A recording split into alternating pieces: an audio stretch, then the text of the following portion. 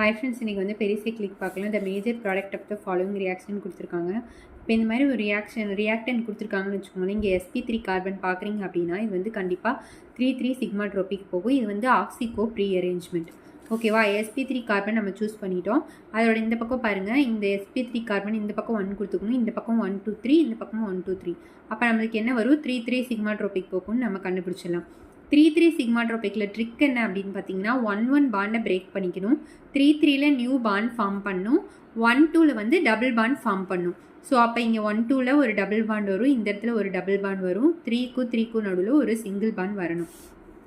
ஓகேவா? இந்த இடத்துல 1,1 வந்து பிரேக் ஆகிட்டு இந்த மாதிரி நம்மளுக்கு வந்து 3,3ல் வந்து ஒரு நியூ சிக்மா பாண்டு, அதுக்கப்புறம் வந்து 1,2ல் இதுதான் வந்து 1 and 2 நம்ம ஆல்ரெடி சொன்னோம். இங்கே ஒரு 1 and 2, அதில் வந்து நியூ டபுள் பாண்ட் வந்திருக்கு.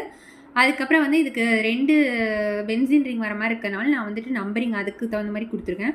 ஸோ அதுக்கடுத்து நம்மளுக்கு என்ன ஆகும் அப்படின்னு பார்த்தீங்கன்னா, இந்த மாதிரி நம்ம ஃபியூஸ்டு ரிங் வந்து இந்த மாதிரி ஃபியூஸ் பண்ணி எழுதியிருக்கோம், ரீஅரேஞ்ச் பண்ணி. இதுக்கடுத்து நம்ம ஒர்க் அப் பண்ணோம் அப்படின்னா நம்மளுக்கு என்ன கிடச்சிரும்னா, நம்மளுக்கு வந்து ரிசல்ட் ப்ராடக்ட் வந்து கிடச்சிரும். ஸோ ஆன்சர் வந்து பார்த்திங்க அப்படின்னா பி தான் நம்மளுக்கு கரெக்ட் ஆன்சர்.